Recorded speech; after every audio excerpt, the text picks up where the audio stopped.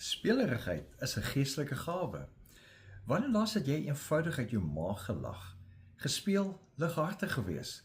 Dis asof ons in 'n wêreld leef wat net erns en angs wil beklemtoon. En tog skryf een van die wysste mense wat ooit geleef het, wat ook die op en af van die lewe ervaar het, in sy tyd. Hy skryf hierdie waarheid in Spreuke 15 vers 13.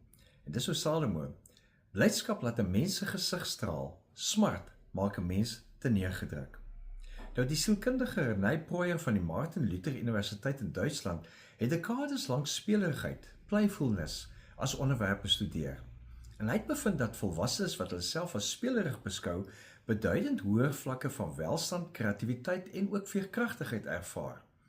Hy skryf dat spelerigheid onder volwassenes is nie 'n triviale storieetjie nie, dis 'n kragtige voorspeller van welstand, van lewenstevredenheid en positiewe hanteringsmeganismes.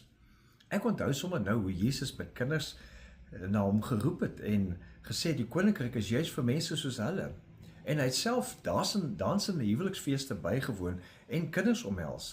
So sy teenwoordigheid moes beslis vreugdevol gewees het. Gallup se wêreldwye meningsopnames wys dat uitbranding in werkplekke rekordvlakke bereik en mense al hoe meer vreugdeloos voel. So dis amper 'n revolusionêre daad om 'n bietjie lighartig en spelerig te wees.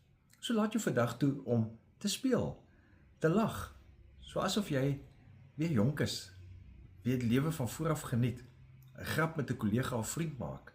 Jy beoefen eintlik op hierdie wyse 'n geestelike gawe. Dis 'n getuienis ook van God se vreugde wat deur jou leef. Leef geïnspireerd.